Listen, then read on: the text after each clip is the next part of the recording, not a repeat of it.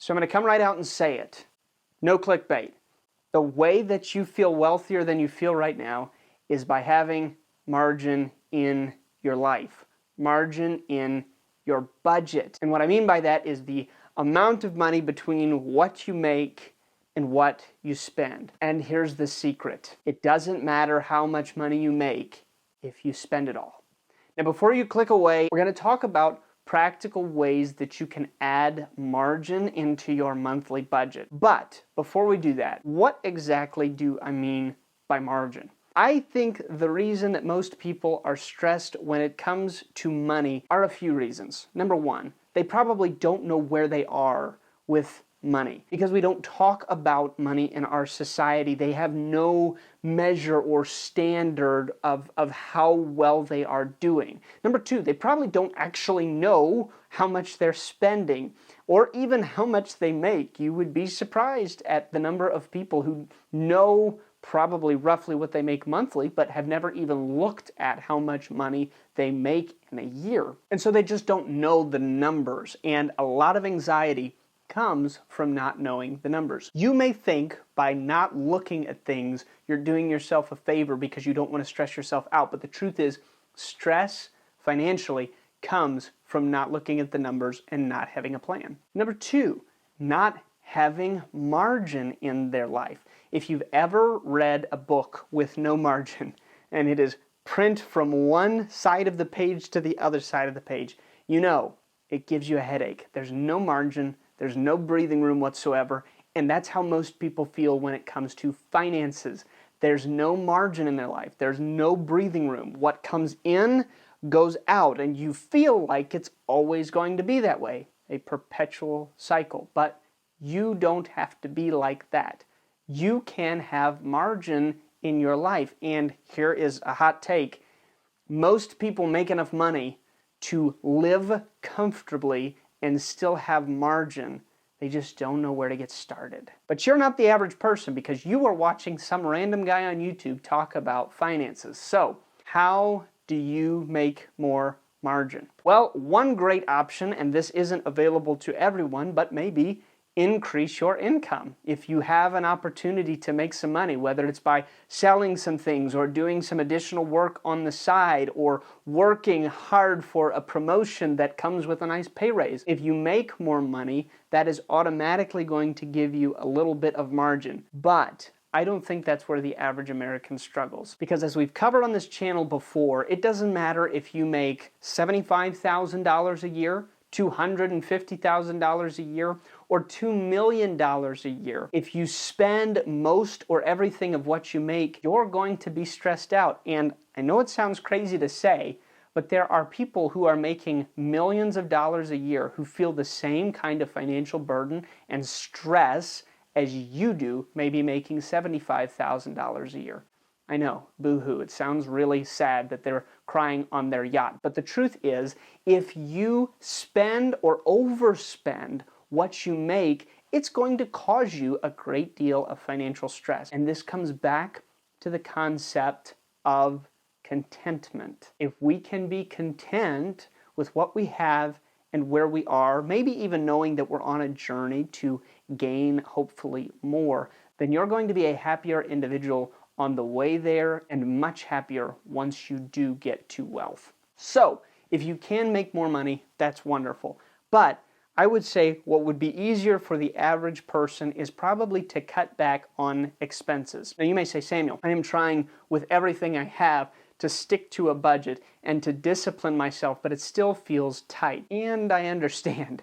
My wife and I just had our first kid, and things feel a lot tighter than they have before, even though we're still sticking to our budget and doing all of the things we did before. Sometimes things feel tight because of the season of life that you're in, and if that's you, take a step back and breathe and realize not every expense is forever, but there may be some areas you're not thinking of that you can cut back on. So let's look at a few of those. Okay, number one would be subscriptions. Now, this is something that I think could be huge for the average individual because over the last several years, it feels like everything has moved away from something you can purchase one time to a subscription model. And one thing companies have done well is to offer you that free trial followed by the subscription. And they're hoping that you're going to forget to cancel that trial, and before you know it, you've paid for 6 months of Netflix and you haven't even watched anything on it. So if you look for subscriptions you're paying for that you might not even be using, I think that's a benefit. Another thing you might want to consider when it comes to subscriptions is how much do you really need when it comes to music, when it comes to movies and television, when it comes to any kind of entertainment. There are endless opportunities to spend money on content, and it's been said before on YouTube, but I'll tell you who's losing the streaming wars. You are. You are losing the streaming wars as a consumer.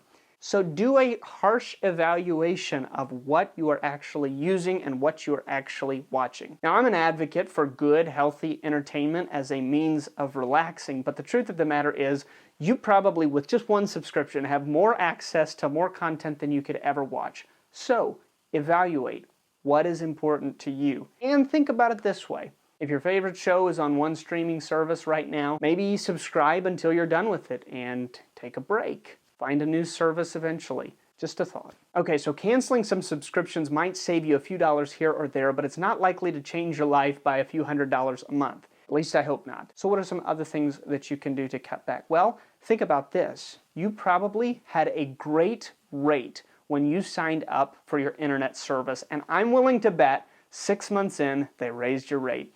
And another 6 months in, they raised it again. And 6 months later, they probably raised it for a third time. And what you started as paying maybe, I don't know, 50, 75 bucks has turned into over $100 a month.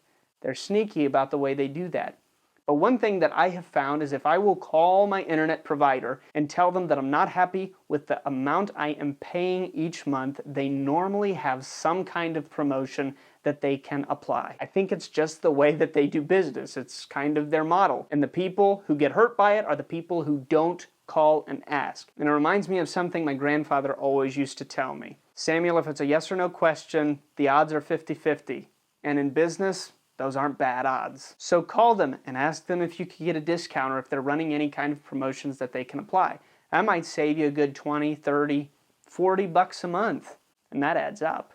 Another area that you could look to cut back on, and oh man, this might be a little bit controversial, but is your cell phone service. Who are you paying for your cell phone service? Because I'm willing to bet if it's one of the bigger guys, you are probably paying way too much. The truth is, over the last several years, there have been numerous carriers that have popped up on the market. And the interesting thing is they are using the towers of the big guys, but they're charging much lower of a price. Now, you might sacrifice some speed, but you're not sacrificing service, and that's the most important thing. We literally cut our cell phone bill in half by going with one of these providers, and I'm going to tell you something. I haven't noticed a single difference in service or in the coverage. It's been wonderful, and it has literally saved us hundreds of dollars over the last few years. So, look at your service providers. If you are still using cable or have a landline, just quit. Cancel it.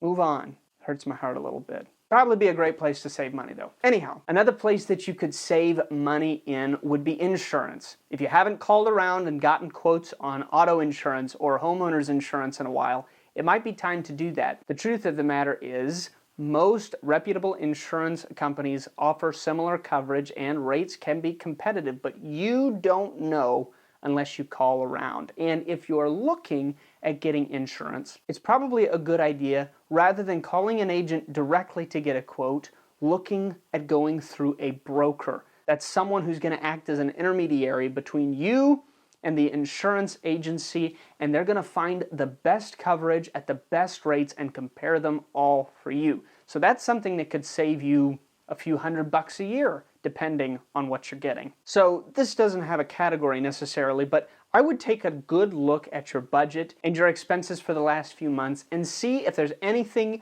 you are paying for that you are either not utilizing, so you could cancel it immediately, or if there is something you're paying for that truthfully you could do yourself. If you need to save a little bit of money over the summer and you're paying someone to mow your lawn, if you have the time and you are willing to put in the effort, Maybe you could mow your lawn instead of paying someone else to do it. Same with cleaning your house, or the list could go on. Any kind of service that you pay for that you might be able to step in and do yourself could save you money month to month and a few $100s by the end of the year. So to summarize, basically what I'm saying in this video is evaluate your budget from time to time, at least once a year, probably a couple times a year. It's not a bad idea to go through your budget, see if you're spending money on things that you either don't use or if you're spending money in areas where you could cut back. Call service providers, shop around, see if you can get better rates at other places.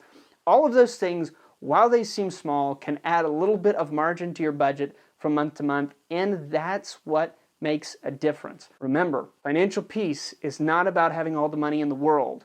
It's about having the money that you need when you need it. And you can only do that when you give yourself margin. So if you like content like this, thank you for watching and thank you for staying to the end.